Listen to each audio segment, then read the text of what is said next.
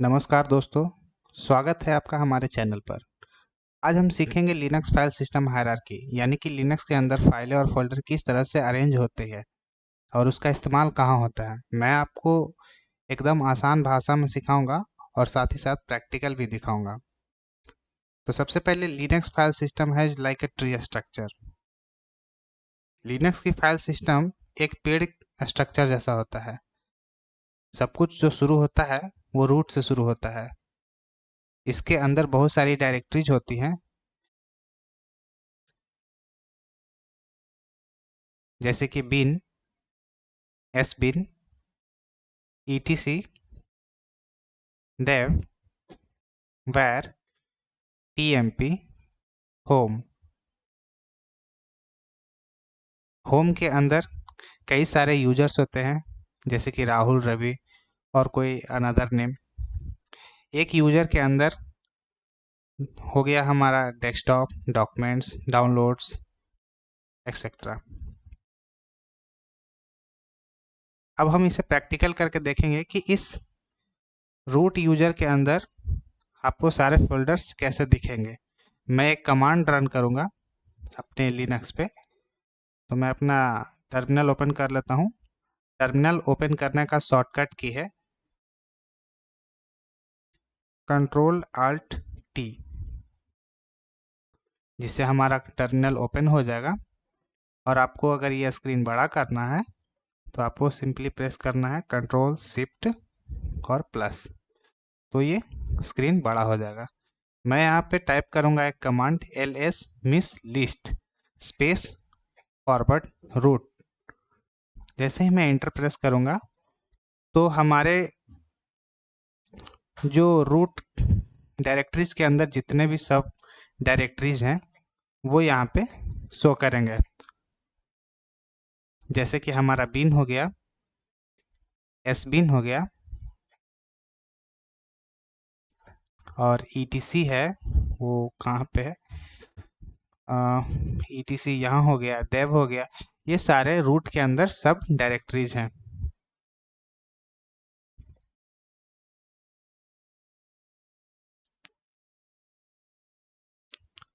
तो सबसे पहले अब हम बात करेंगे इस एस बिन की। बिन का मतलब है बाइनरी। इसमें वो कमांड रखी जाती है जो हर यूजर इस्तेमाल करता है। बिन का मतलब ही है bin directory. Bin means binary. This directory contain all binary executable related to our Linux command. जैसे कि इसमें हमारा ls हो गया, cp हो गया, mb हो गया, cat, ये सारे जो मैंने नाम बोले ये सारे कमांड हैं।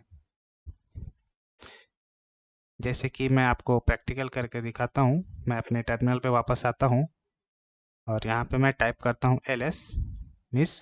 ls एक कमांड है जिससे मैं बीन्स के अंदर जो भी कमांड्स है वो मैं देखना चाहता हूँ। तो ls मिस लिस्ट /bin। अभी मैं एंटर प्रेस करूँगा तो बीन डायरेक्टरीज के अंदर जो भी कमांड्स हैं वो दिखेंगे। जैसे मैं हिट एंटर करूँगा तो जैसे कि मैंने बोला कि डायरेक्टरी क्रिएट करने के लिए mkdir कमांड का यूज किया जाता है। तो इस कमांड में यूजर से रिलेटेड हर कोई जो कमांड रखा हुआ है वो बीन में ही रखा हुआ रहता है। जैसे मेक डायरेक्टरी हो गया, मैन हो गया। अभी मैंने ls यूज किया तो वो ls भी यहीं पे होगा। ls ये एक कमांड है। मैं टच यूज करता था क्रिएट करने के लिए फाइल। तो टच भी जेड इधर है, X V up, touch touch touch मैं ढूंढ रहा हूँ ताकि आपको दिखा सकूं कि टच कमांड कहाँ पे शो है। टच ये क्या करता है कि फाइल क्रिएट करने में यूज किया जाता है। अब हम लोग बात करेंगे एस बीन की।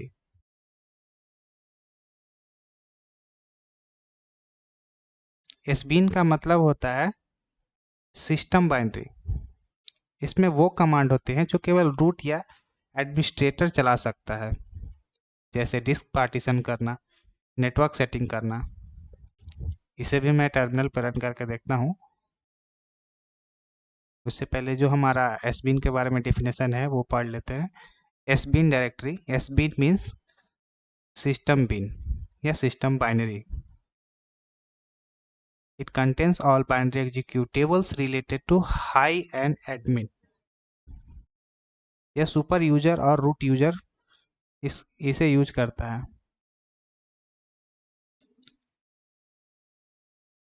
इसका यूज डिस्क पार्टीशन में और नेटवर्क मैनेजमेंट में किया जाता है, एक्सेट्रा। आइए इसे टर्मिनल पे चेक करते हैं कि इसके अंदर क्या क्या कमांड है। मैं अपने टर्मिनल पे वापस आ जाता हूँ।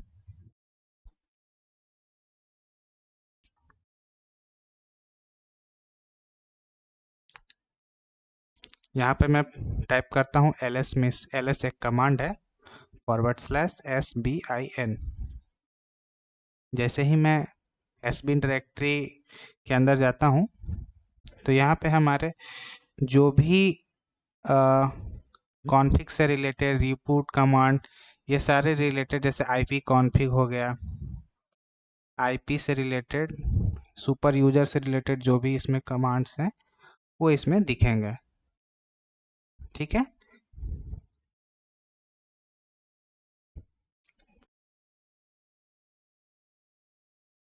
अब बात आती है कि इन दोनों में डिफरेंस क्या है। What is the difference between S bin और बीन। तो सिंपली बीन कंटेन करता है एग्जीक्यूटेबल रिलेटेड फाइल, जैसे command users to normal user. और एस बीन मतलब एस का मतलब ही हो गया कि सुपर, मतलब कि कॉन्फ़िग करना। ऑलरेडी इसमें लिखा हुआ है S bin contain binary executable related to command used by super user. Super, super में सुपर ही यूजर उसमें कुछ कॉन्फ़िगरेशन कर सकता है।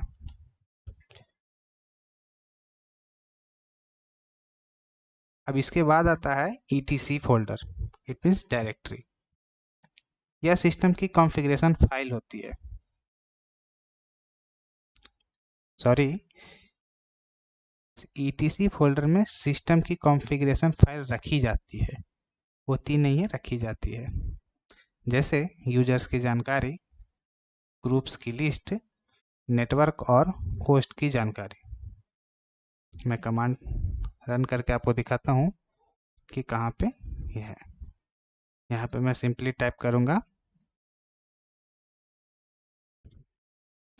आप कंट्रोल और माइनस बटन प्रेस करोगे तो ये आपका स्क्रीन छोटा हो जाएगा। मैं टर्मिनल को यहाँ रख लेता हूँ।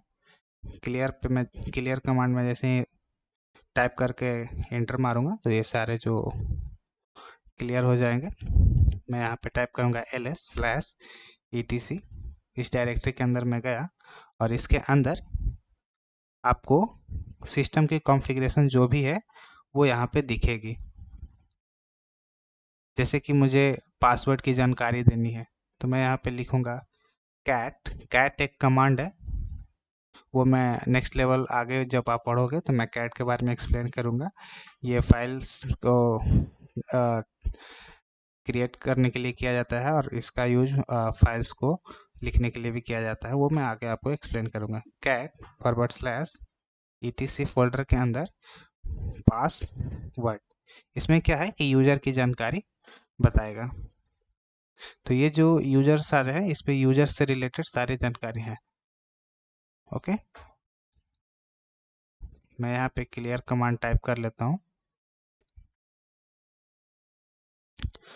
दूसरा मैं यूज करके आपको दिखाता हूँ, जैसे cat/etc/host। इसमें होस्ट और आईपी एड्रेस शो करेगा। जैसे हमारा जो होस्ट और आईपी एड्रेस ये सब जो भी कॉन्फ़िगरेशन है ये इसमें दिखेगा। ये आगे की वीडियो में और सीखेंगे कि इसमें और डिटेलली क्या मुझे जानना है।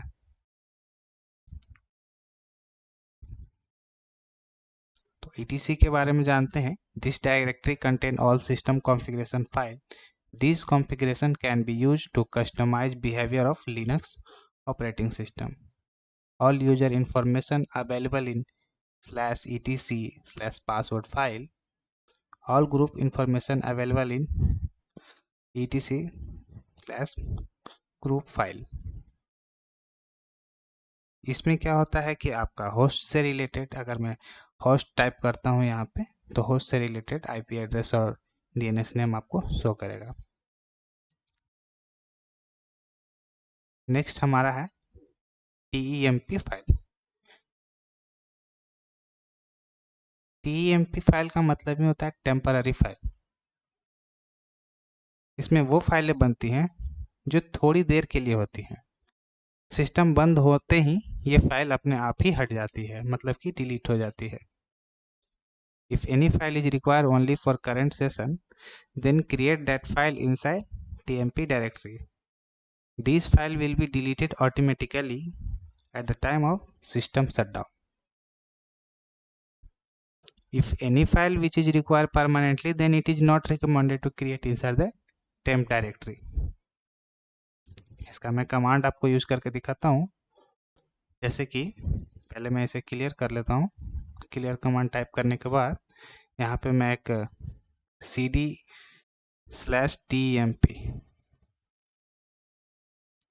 cd/tmp का मतलब हो गया कि cd एक कमांड है जो डायरेक्टरी को चेंज करेगा। cd/ और tmp डायरेक्टरी के अंदर ये जो हमारा change directory to temporary file, अभी मैं यहाँ पे जो शो कर रहा है मैं टेम्पररी फाइल में आ गया हूँ। अब यहाँ पे मैं एक फाइल क्रिएट करूँगा और उस फाइल को क्रिएट करने के लिए मुझे एक कमांड यूज करना पड़ेगा, टच कमांड, और फाइल का नाम मुझे देना पड़ेगा text। यहाँ पे टच एक कमांड है फाइल क्रिएट करने के लिए, और ये फाइल का नाम हुआ और ये उसका एक्सटेंशन नेम हुआ। जैसे मैं txt टाइप किया तो इसका मतलब है इस या नोटपैड के जैसा फाइल क्रिएट करेगा। जैसे मैं एंटर करूँगा और अगला कमांड लेने के लिए हमारा टर्मिनल रेडी है, इसका मतलब है कि ये जो हमारा कमांड है सक्सेसफुली एग्जीक्यूट हो चुका है। जैसे मैं टाइप करूँगा तो हमारा यहाँ पे test.txt फाइल बन के तैयार रहेगा। किसके अंदर? टेम्प डायरेक्टरी के अंदर। अब जैसे ही मैं अपना सिस्टम रीस्टार्ट करूँगा तो ये क्या होगा कि ये tst.txt फाइल ऑटोमेटिकली डिलीट हो जाएगा।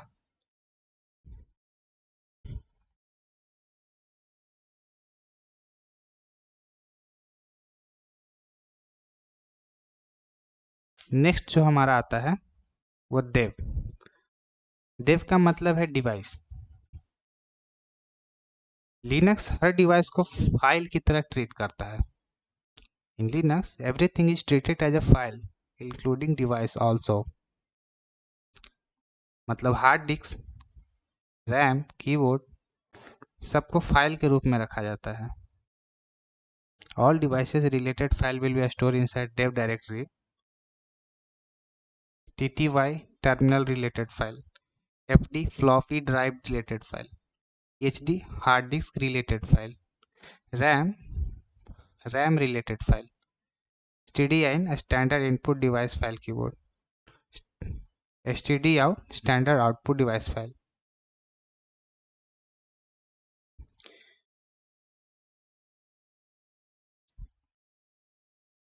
आइए इसे कमांड के साथ देखते हैं कि इसमें क्या होगा। CD स्पेस डॉट डॉट मतलब कि एक स्टेप पीछे चला जाऊंगा ताकि मैं देव डायरेक्टरी के अंदर जा सकूं। जैसे ही मैं CD space dot dot command press किया तो मैं क्या रूट फोल्डर में आ गया। फोल्डर और डायरेक्टरी दोनों एक ही टर्मिनोलॉजी है। तो अभी मैं रूट में हूँ। यहाँ पे मुझे टाइप करना ls-dev और इसके अंदर जो भी जैसे कि आपको यहाँ पे दिख रहा होगा, मैं दिखाता हूँ आपको। जैसे std, जैसा कि मैंने बोला कि इसमें std आउट रिलेटेड फाइल है, जैसे कि snd है, sda है, sd1 है, तो ये हार्ड डिस्क से रिलेटेड है। ttyy है,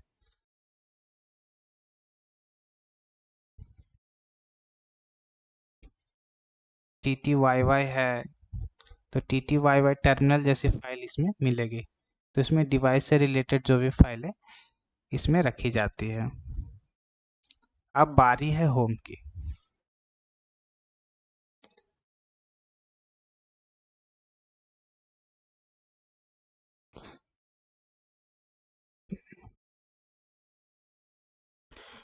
तो होम के बारे में हम लोग नेक्स्ट वीडियो में सीखेंगे।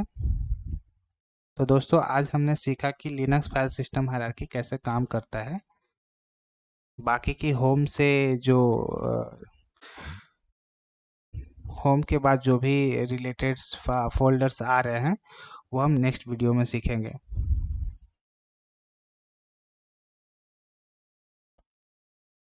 अगर आपको वीडियो पसंद आया हो तो लाइक और सब्सक्राइब ज़रूर करें और कमेंट में बताएं कि टॉपिक आपको कैसा लगा समझने में। अगर डिफ़िकल्टी है तो आप मुझे कमेंट करके बता सकते हैं कि मुझे समझने में तकलीफ़ है, थोड़ा और अच्छे से एक्सप्लेन करिए। Thank you.